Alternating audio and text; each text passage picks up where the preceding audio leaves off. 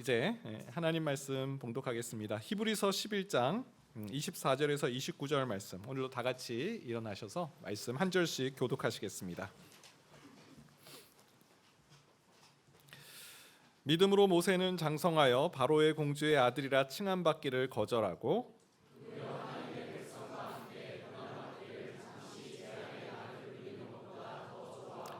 그리스도를 위하여 받는 수모를 애굽의 모든 보화보다 더 큰 재물로 여겼으니 이는 상 주심을 바라봄이라.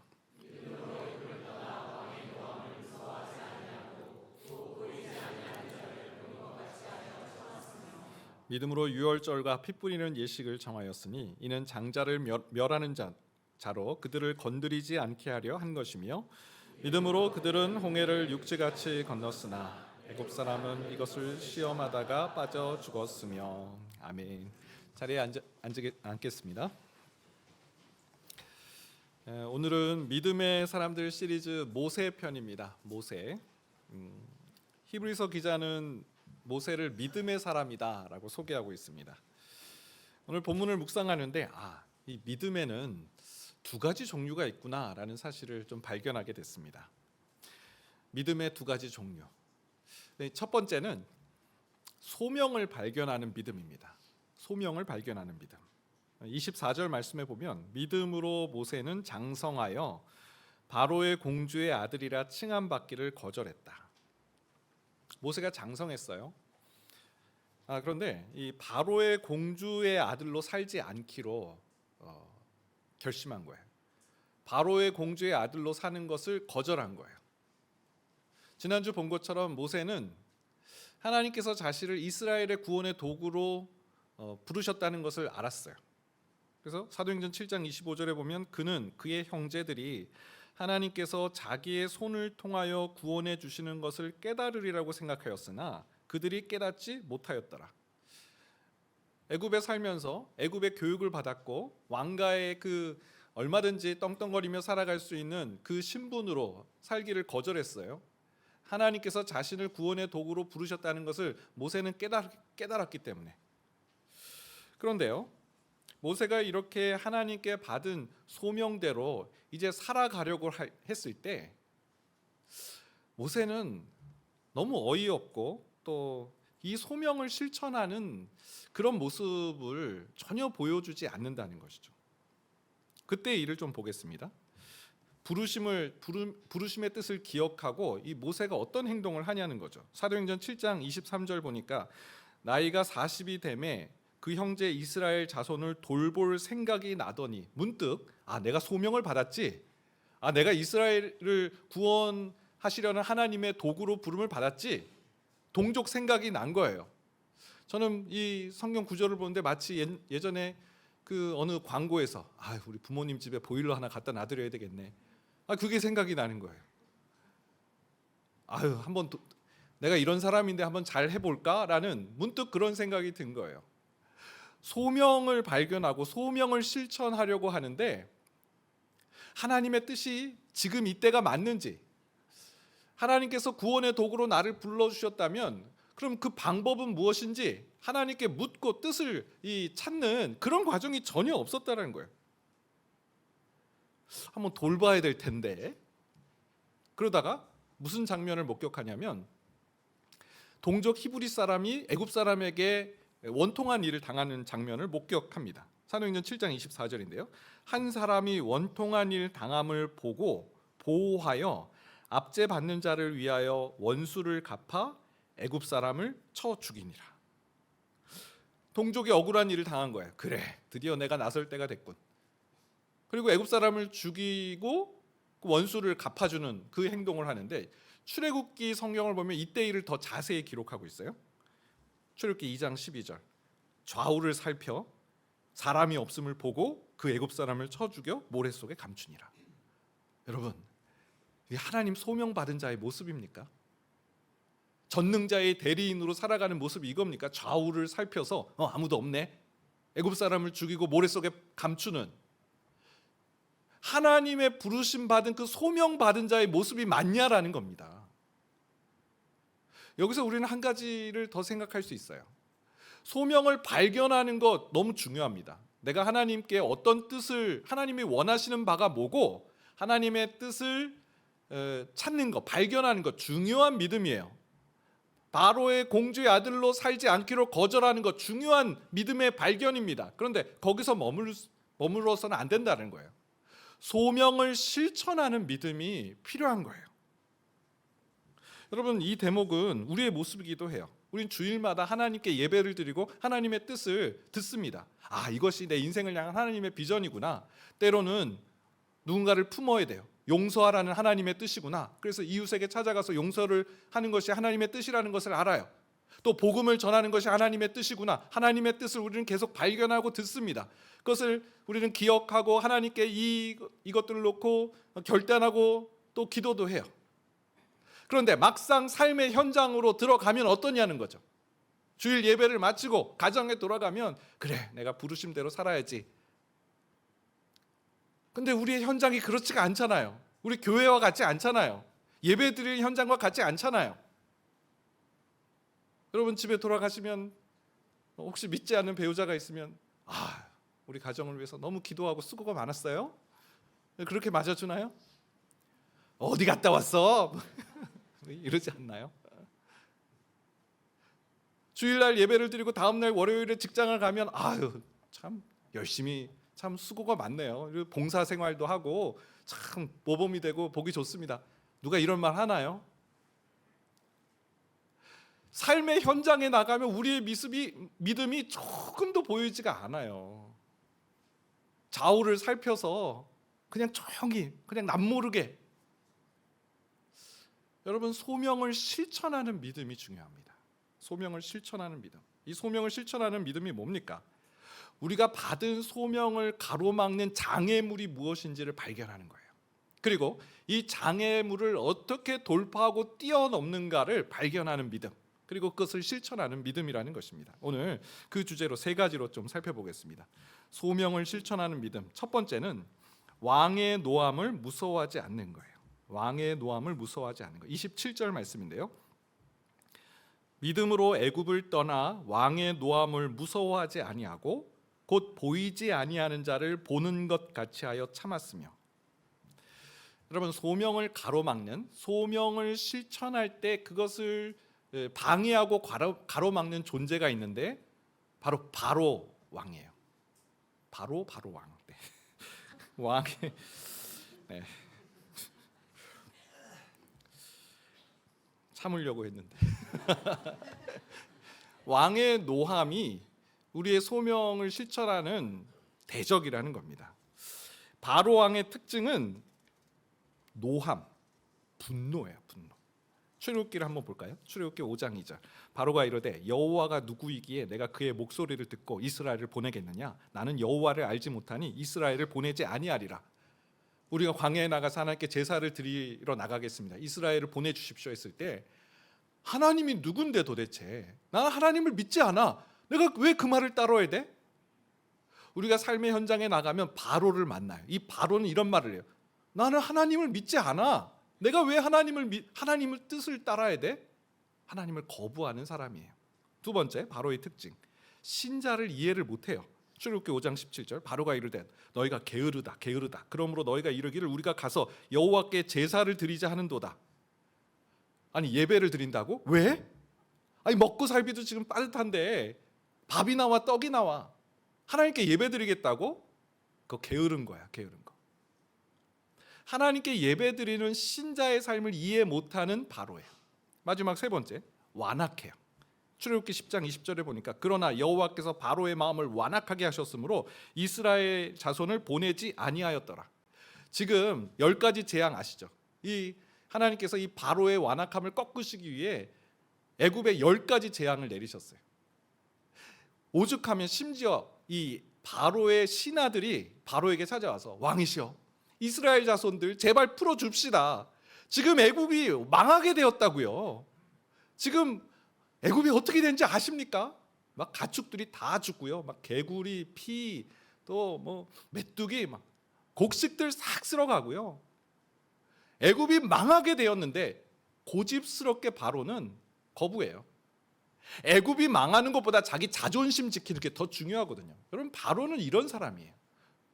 삶의 현장에 바로가 있어요. 하나님을 경외하지 않고 우리 신자를 이해하지 못하고 게으르다라고 비난하고 또 고집은 얼마나 센지. 이전에 모세는요, 이 바로왕 앞에서 어떻게 했나요? 출애굽기 2장 15절인데요. 바로가 이 일을 듣고 모세를 죽이고자 하여 찾는지라. 모세가 바로의 낯을 피하여 미디안 땅에 머물며 애굽 사람을 죽였다는 사실을 이 바로가 그 소식을 들은 거예요. 그러니까 당장 모세를 찾아가서 모세를 죽이려고 해요. 그러니까 모세가 어떻게 합니까? 애굽에서 하나님의 구원의 도구로 소명을 받았음에도 불구하고 애굽을 그냥 도망쳐요. 미디안 강으로 도망쳐요. 소명이고 뭐고 일단 살아야 되겠다. 바로가 저렇게 나를 잡으려고 하는데, 이전에 모세는 바로가 죽이려고 하면 그냥 도망쳐버리는 모세예요. 그런데 이제 하나님께서 그를 단련해 주셨어요. 40년의 그 미디안 광야 생활을 통해서 소명을 실천하는 믿음을 갖추게 하셨어요. 이제 바로가 그를 죽이려고 했을 때 어떻게 행하는지를 보겠습니다. 출애굽기 10장 28절에 보면 바로가 모세에게 이르되 너는 나를 떠나가고 스스로 삼가 다시 내 얼굴을 보지 말라. 내가 내 얼굴을 보는 날에는 죽으리라. 이때가 어느 때냐면 10가지 재앙 중에 9가지 재앙이 애굽에 쏟아졌을 때예요. 바로의 스트레스가 극에 달했을 때예요. 야, 이거 진짜 큰일 나게 생겼네. 그러면 속에서 이제 열불이 나는 거죠. 그리고 모세를 이제 불러서 너 내 눈앞에 띄지 마. 내 눈앞에 띄는 날 넌 죽는 날이야. 죽이겠다라고 지금 협박하는 거죠. 이때 모세가 뭐라고 대답하는지 들어보세요. 출애굽기 10장 28절 29절. 모세가 이르되 당신이 말씀하신 대로 내가 다시는 당신의 얼굴을 보지 아니하리이다. 여러분, 이전에 바로가 죽이려고 했을 때 모세는 냅다 도망갔습니다. 그런데 이제 너 죽는다라고 했을 때 당신 말씀대로 내가 다시는 당신의 얼굴을 보지 않을 겁니다. 당당하게 맞상대하는 이 모세의 모습을 볼 수 있어요. 바로의 그 노함을 두려워하지 않고 무서워하지 않는 이 모세의 모습을 볼 수 있어요. 여러분, 이 일이 어떻게 일어난 겁니까? 이 변화, 바로를 두려워하지 않는 이 모세, 무슨 일이 있었던 건가요? 히브리서 기자가 그 이유를, 그 비결을 알려주는데요. 바로 히브리서 11장 27절 하반절이에요. 곧 보이지 아니하는 자를 보는 것 같이 하여 참았으며. 보이지 아니하는 자 누굽니까? 바로 하나님이시죠. 하나님, 보이지 않는 분을 보는 것 같이 하여 참았다. 그러면 이 내용은 출애굽기 말씀을 보면 알 수 있어요.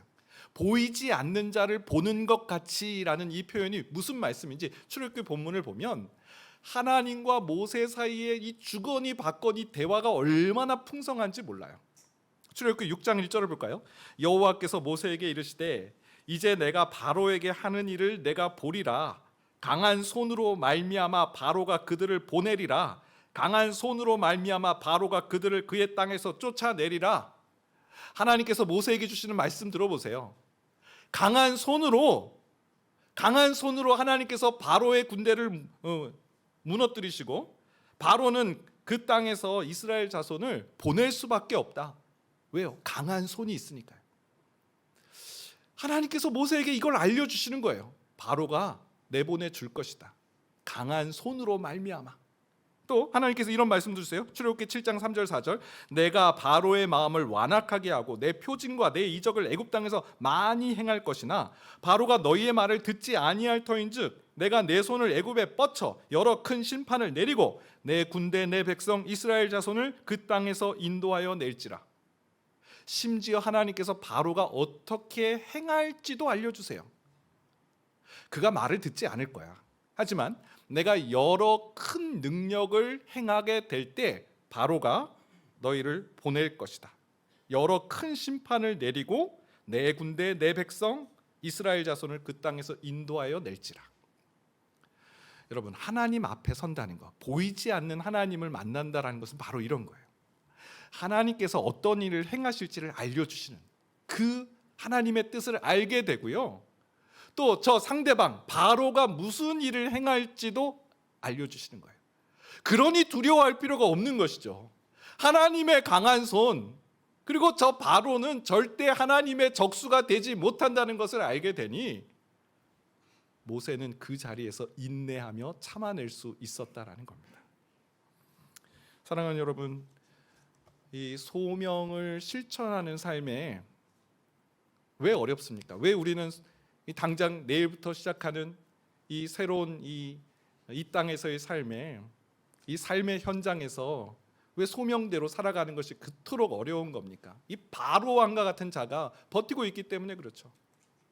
그런데 이 바로 왕은 절대로 하나님의 적수가 되지 않는데요. 누구에게요? 보이지 않는 자를 보는 것 같이 하는 자에게, 하나님의 말씀을 의뢰하고 하나님의 말씀의 뜻을 분별하는 자에게. 바울도 고린도 교회에서 이런 말을 했어요. 고린도전서 2장 3절인데요. 내가 너희 가운데 거할 때 약하고 두려워하고 심히 떨었노라. 고린도 교회 교인들 대단한 교인들입니다. 바울이 개척을 했는데 바울의 리더십을 인정하지 않아요. 새로운 지도자 베드로, 아볼로, 막 우리에게 더 좋은 지도자 없을까? 바울은 글은 잘 쓰는데 스피치가 약해 하면서 더 저 수사하게 능한 아볼로가 우리의 지도자야. 저 경험에서 우러나오는 베드로가 우리의 지도자야. 바울이 두려워하고 떨었다라고 표현한 대목이 나와요. 그런데요, 그 다음 구절을 보면요, 2장 4절 5절 내 말과 내 전도함이 설득력 있는 지혜의 말로 하지 아니하고 다만 성령의 나타나심과 능력으로 하여 너희 믿음이 사람의 지혜에 있지 아니하고 다만 하나님의 능력에 있게 하려 하였노라. 바울이요, 내 말과 내 전도함이 설득력 있는 말로 하지 않는다. 자신의 어떤 능력을 의지하지 않고요, 하나님의 능력, 하나님의 지혜로 복음을 전하는 장면으로 바뀌는 것을 보게 됩니다. 네, 우리 힘으로 바로를 상대할 수 없어요. 하나님이 어떤 일을 행하시는지, 또 그랬을 때 저 바로는 어떤 일을 행하는지를 알게 될 때 우리는 능히 인내하며 참아내며 또 하나님의 열매를 맺는 삶을 살아가게 될 줄 믿습니다.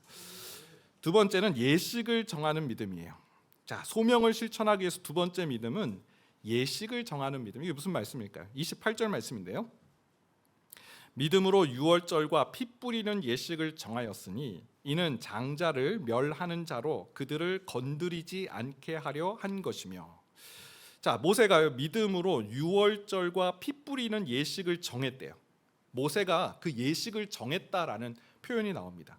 유월절이라는 표현이 나오는데요. 유월, 넘어갈 유, 넘어갈 월, 넘어갔다라는 뜻이에요. 넘어가는 절기. 죽음의 사자가 애굽에 처음 난 것을 모두 심판했을 때 어린 양의 피를 문설주에 바른 이스라엘 백성의 집은 그 죽음의 사자가 넘어간 거예요. 출애굽기 12장 13절 말씀인데요. 내가 애굽 땅을 칠 때에 그 피가 너희가 사는 집에 있어서 너희를 위하여 표적이 될지라. 내가 피를 볼 때 너희를 넘어가리니 재앙이 너희에게 내려 멸하지 아니하리라. 애굽 전역에 하나님의 심판이 임했어요. 처음 난 것이 모두 다 죽임을 당했어요. 하지만 어린 양의 피가 문설주에 발려진 그 집은 하나님의 구원의 역사가 나타났고요. 그리고 하나님께서는 이 유월절의 절기를 대대로 지키라라고 명령을 내리셨어요. 출애굽기 12장 14절인데요. 너희는 이 날을 기념하여 여호와의 절기를 삼아 영원한 규례로 대대로 지킬지니라. 단회적인 한 번의 유월절의 사건이 아니라 계속적으로 이 유월절을 지키고 이 유월절의 예식을 정하라, 지키라라는 그런 말씀이에요. 이유는 한 가지죠. 출애굽기 12장 26절 27절 이후에 너희의 자녀가 묻기를 이 예식이 무슨 뜻이냐 하거든 너희는 이르기를 이는 여호와의 유월절 제사라. 여호와께서 애굽 사람에게 재앙을 내리실 때 애굽에 있는 이스라엘 자손의 집을 넘으사 우리의 집을 구원하셨느니라 하라 하매 백성이 머리 숙여 경배하니라. 왜 유월절의 절기를 정하고 지키라라고 말씀하셨을까요? 잊어버리기 때문에 그래요. 망각하기 때문에 그래요. 절기를 지킨다라는 것은 무슨 뜻인가요? 그 의식을 행한다는 것은 무슨 뜻일까요? 그날의 일을 기념하는 거예요.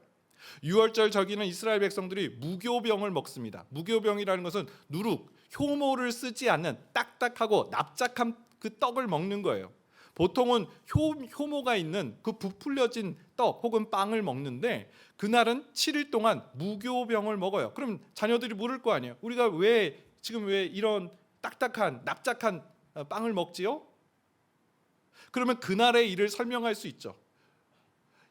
하나님께서 그 처음 난 것에 그 애굽의 심판을 했을 때 그날 밤에 바로가 부릅니다. 이 모세와 아론을 불러요. 당장 떠나라. 당장 나가라. 그날 밤에 급히 떠나면서 이 발효하지 못한 그 떡을 먹은 거예요. 무교병을 먹은 거예요. 그날에. 이 효모가 부풀어질 시간도 없이 다급하게 애굽을 떠나는 날이었어요. 그래서 그날을 기념하여서 이스라엘의 구원, 이 출애굽의 사건을 기억하는 무교병을 7일 동안 먹는 유월절 예식을 한 것이죠.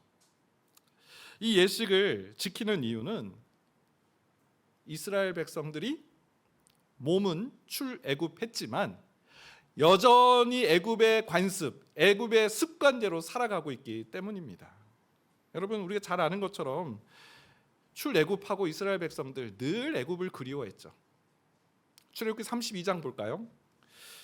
32장 4절에 보니까 아론이 그들의 손에서 금고리를 받아 부어서 조각칼로 새겨 송아지를 형상을 만드니 그들이 말하되 이스라엘아 이는 너희를 애굽 땅에서 인도하여는 너희의 신이로다 하는지라. 모세가 40일 동안 시내 산에 올라갔어요. 왜 안 오지? 우리는 어떻게 되는 거지? 40일 동안의 이 모세의 공백에 이 이스라엘 백성은 두려워 막 미칠 지경이 된 거예요. 그러니까 아론에게 득달해서 모세 어디 갔냐? 지금 하나님이 우리와 함께 하시는 거 맞느냐? 막 그러니까 아론이 사람들에게 금부치를 다 달라고 해서 뭘 만드냐 봤더니 금송아지를 만들어요. 왜 갑자기 금송아지일까요? 여러분, 이집트의 이런 문헌들을 보게 되면 이 아피스라는 그 이집트의 신, 그 황소 모양의 신을 보신 분들이 계실 줄 압니다. 땅을 비옥하게 만드는 애굽의 신 중에 한 명이에요. 아피스. 그 형상을 본뜬 거예요. 출애굽, 몸은 출애굽했어요. 그런데 그들의 그 불안하고 두려울 때 당장의 애굽 신을 찾는 이스라엘 백성들. 또 출애굽기 16장 2절 3절.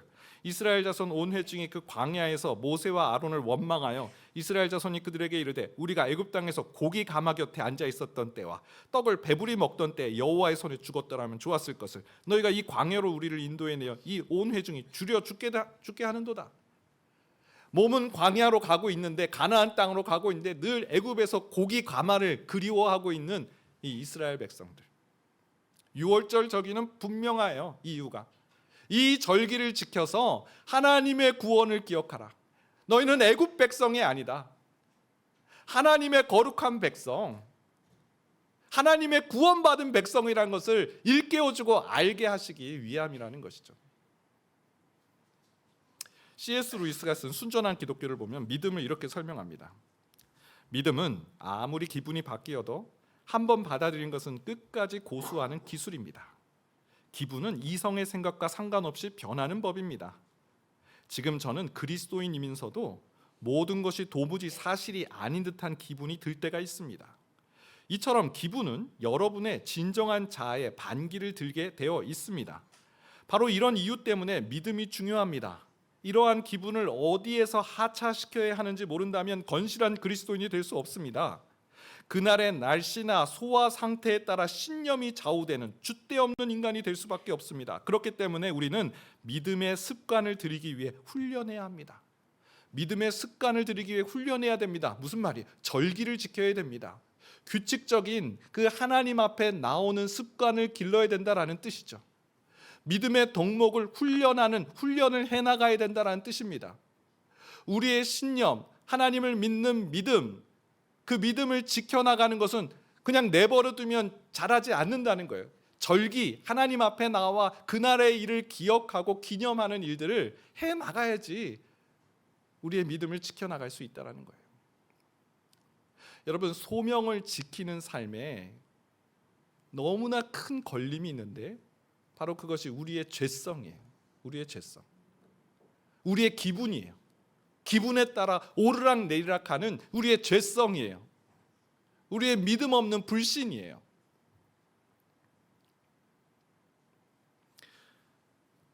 그 빌 클린턴 대통령 아실 겁니다. 전 미국 대통령인데 최근에 좀 이분에 대한 뉴스를 좀 보게 되었습니다. 빌 클린턴 대통령은 46세 미국 대통령이 되었어요. 46세입니다. 미국에서 가장 젊은 대통령 중에 3명 중에 1명입니다. 대통령 재임 시절에 탁월한 경제 정책을 펼쳤어요. 3천만 개의 일자리를 창출했고요.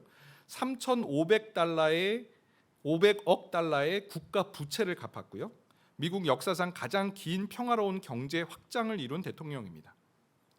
한마디로 유능하고 똑똑한 대통령이에요. 1998년 8월 15일 그는 성추문으로 인해서 연방 대법관 앞에서 자신의 그 성추문에 대해서 소명을 해야 되는 날이 오게 됩니다.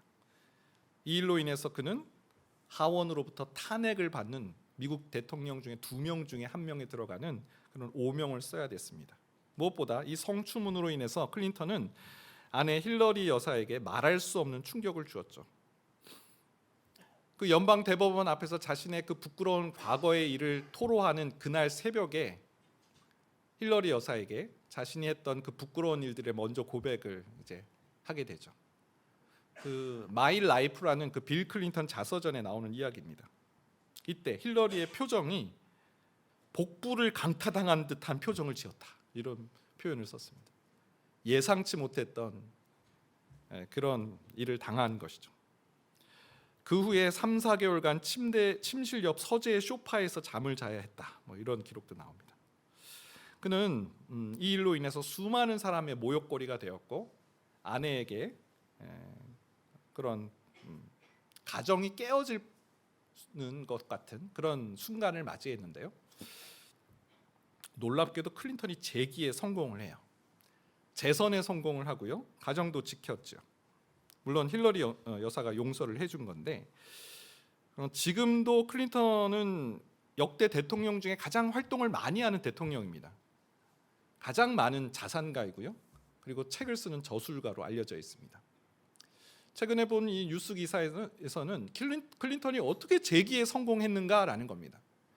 온 국민의 모욕거리가 되고 가정에서 버림받을 수 있는 딱 그런 상황에서 어떻게 그가 회복하고 재기에 성공했는가. 성추문이 났을 때 클린턴은 3명의 목회자를 찾아가서 자신의 상담 역할을 해달라고 부탁을 해요. 대통령 신분으로 목회자에게 찾아가서 나를 상담 좀 해주세요 라고 얘기를 했다는 겁니다. 클린턴은 침례 교인이었는데 그래서 한 달에 한 번씩 목회자를 만나서 같이 성경 공부를 하고 기도를 하고 자신의 있는 속에 있는 이야기를 털어놓는 상담을 받았다는 거예요. 무슨 뜻이에요? 한 달에 한 번씩 말씀 앞에 나아가고 성경 공부 소그룹 모임을 하면서 자신의 있는 내면에 있는 이야기를 쏟아냈다라는 거예요. 규칙적으로 말씀 앞으로 나아갔을 때 클린턴은 자신에게 2 얼굴이 있다는 사실을 발견했다라고 말합니다. 첫 번째 얼굴은 모든 사람들이 박수치고 열광하는 그 유능하고 똑똑한 클린턴. 그런데 2번째 얼굴에 자기를 발견했는데 지쳤을 때, 화가 났을 때, 혼자 남겨졌을 때 부끄러운 일을 자주 범하는 아주 약한 자기를 발견하게 됐다는 거예요. 겉으로 보기에는 유능하고 똑똑한 대통령인데 화가 났을 때, 지쳤을 때, 혼자 남겨졌을 때 부끄러운 일을 서슴지 않는 자기를 발견하고 자신의 이 연약함을 인정하고 이 2개의 얼굴을 통합하는 일을 행했을 때 그는 그 슬럼프에서, 그 영적 침체에서 탈출할 수 있었고 다시 신뢰를 받을 수 있는 자리로 나아갔다는 것이죠. 여러분, 저는 하나님의 일을 하면서 중요한 이 사실, 소명만 받은 그리스도인은 정말 위험하구나라는 사실을 좀 생각하게 되었어요.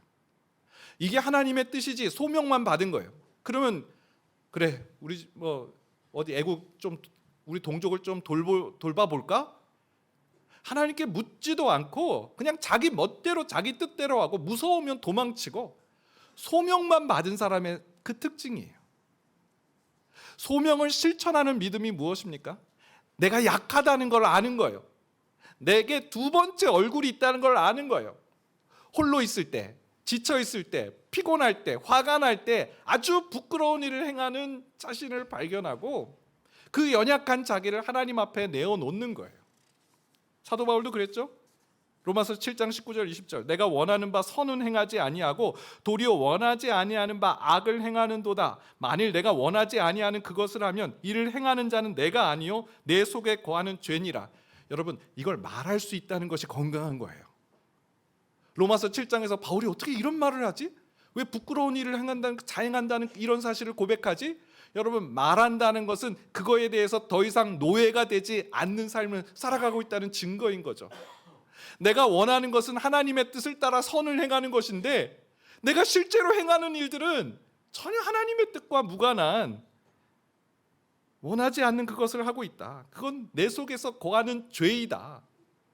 자신의 죄성을 발견하고요. 그게 발견했을 때 그는 어디로 당장 나아갑니까? 로마서 8장 1절이죠. 그러므로 이제 그리스도 예수 안에 있는 자에게는 결코 정죄함이 없나니 이는 그리스도 예수 안에 있는 생명의 성령의 법이 죄와 사망의 법에서 너를 해방하였습니다. 2번 반복해서 나오는 말이 그리스도 예수 안에서예요.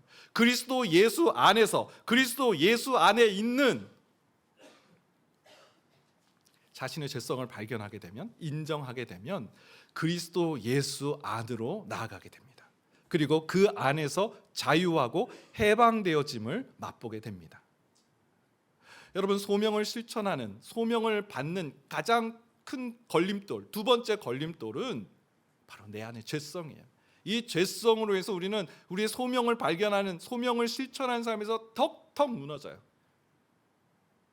모세는요, 절기를 정했어요.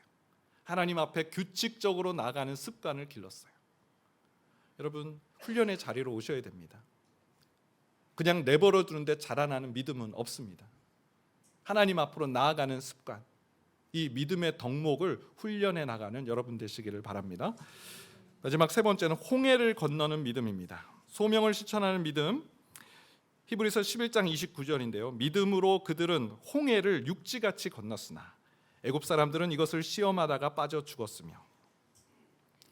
출애굽을 했어요. 여러분, 이 애굽과 가나안 이 거리가 어느 정도 되냐면 640km 정도 됩니다. 서울과 부산 거리예요. 애굽의 라암셋에서 가나안 땅까지 차로 가면 8시간. 그때는 차가 없었으니까. 두세 달 정도, 60만, 남자만 60만, 약 200만 명의 사람들이 이동하는 거리를 아무리 넉넉하게 계산해도 2달에서 3달이면 갈 수 있는 거리예요. 그런데 놀랍게도 그 최단거리, 동쪽으로 가는 해안길로 가지 않고 남쪽으로 하나님께서 그들을 이끄십니다. 가나안 땅으로 점점 멀어지는 거예요. 이유는 그 해안을 따라도록 가게 되면 블레셋 민족이 있는데 전쟁이 일어나면 다시 이스라엘이 애굽으로 도망칠까 봐 하나님께서 그들을 남쪽으로 인도하셨어요. 그런데 남쪽으로 인도하셨더니 바로가 등장을 다시 합니다. 출애굽기 14장 3절. 바로가 이스라엘 자손에 대하여 말하기를 그들이 그 땅에서 멀리 떠나 광야에 갇힌 바 되었다 하리라. 바로가 생각하기를 이스라엘 백성들이 광야에서 길을 잃었구나. 절로 가면 안 되는데 왜 저기로 내려가지? 이들이 길을 잃어버렸구나. 모세가 길치구나. 뭐 이런 생각을 했다는 거죠. 그래서 막 600대의 병거를 끌고 이스라엘을 추격하러 쫓아옵니다. 지금 상황이 다급해졌어요. 앞에는 홍해요, 뒤에는 애굽의 바로의 군대가 쫓아오고 있어요. 당장에 이스라엘 백성들 또 얘기하죠. 애굽에 매장지가 없어서 우리를 여기서 죽이려고 광야까지 데리고 왔냐. 그런데요, 모세가 전혀 다른 이야기를 해요. 출애굽기 14장 13절 14절. 모세가 백성에 이르되 너희는 두려워하지 말고 가만히 서서 여호와께서 오늘 너희를 위하여 행하시는 구원을 보라. 너희가 오늘 본 애굽 사람을 영원히 다시 보지 아니하리라. 여호와께서 너희를 위하여 싸우시리니 너희는 가만히 있을지니라. 홍해는요, 우리를 망하게 하고 넘어뜨리고 쓰러뜨리는 그런 가로막는 존재가 아니라는 거예요. 오히려 너희는 가만히 있어 주가 너희의 하나님 됨 알지어다. 하나님께서 오늘 너희를 구원하시는 그 영광스러운 장면, 구원의 능력을 목도하게 되는 그날을 고대하라. 전혀 다른 믿음의 시각으로 홍해를 보고 있어요. 이 홍해는 하나님의 구원의 통로이고 이 구원의 역사가 나타나는 현장이다라고 말하고 있다는 것이죠. 여러분, 소명대로 살아갈 때 우리 홍해를 만납니다. 홍해가 뭡니까? 우리 힘으로 건널 수 없는 그런 바다예요. 우리 힘으로 도저히 막혔어, 이제 끝이야, 아무런 희망이 보이지 않아. 그 현장이에요. 하나님의 뜻을 따라 살아갈 때 이 홍해가 버티고 있어요. 믿음의 사람 모세는 이 홍해를 하나님의 구원의 통로로 봅니다. 구원의 통로, 하나님의 구원의 능력이 나타난 현장으로 보는 놀라운 믿음의 시각을 갖고 있음을 보여줍니다. 여러분, 우리 앞에 홍해가 혹시 지금 다 가로막고 있는, 앞뒤로 지금 사면 초가의 상황에 있지는 않습니까? 이스라엘 사람들은 당장에 애굽에 매장지가 없어서, 하지만 믿음의 사람 모세는 하나님의 구원의 날로 이 날을 고대하고 기대합니다. 하나님께서 새 일을 행하여 주실 줄 믿습니다. 그 하나님을 바라보고 믿음의 시각으로 그 홍해를 담대히 건너가는 우리 모든 믿음의 성도들 되시길 축원드립니다. 우리 같이 한번 찬양하겠는데요. 내게 허락하신 시련을 통해, 홍해는 우리를 넘어뜨리는 시험이 아니라 주의 능력으로 우리를 새롭게 하시는 하나님의 능력의 통로가 됨을 믿고 그 마음 담아서 한번 찬양하도록 하겠습니다.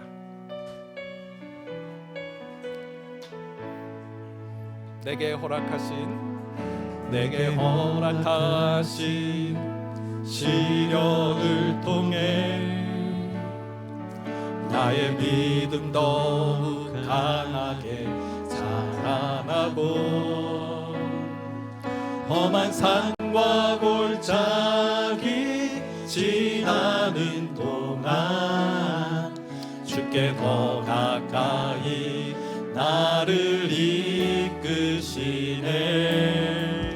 내가 겪는 시험이 어렵고 힘겨워도 내 주님보다 크지 않네.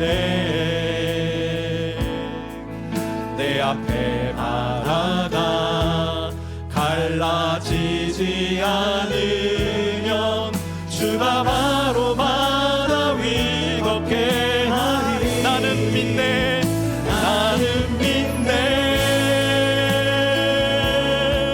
주의 능력으로 내 삶 새롭게 되리. 나는 믿네, 주의 능력으로 담대히 나가리라. 주와 함께 싸워 승리하리라. 날마다 믿음으로 나 살아가. 우리 한 번 더 찬양합니다. 내게 허락하신 시련을 통해, 내게 허락하신 시련을 통해 나의 믿음 더욱 강하게 자라나고, 험한 산과 골짜기 지나는 동안 주께 더 가까이 나를 이끄시네. 내가 겪는 시험이 어렵고 힘겨워도 내 주님보다 크지 않네. 내 앞에 바다가 갈라지지 않으면 주가 바로 바다 위 걷게 하리. 나는 믿네,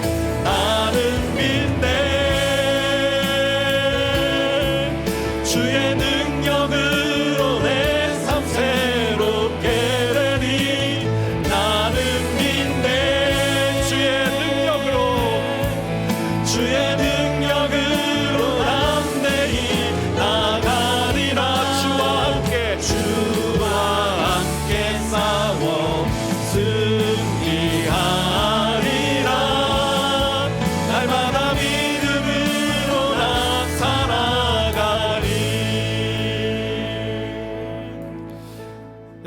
소명을 실천하는 믿음이 있습니다.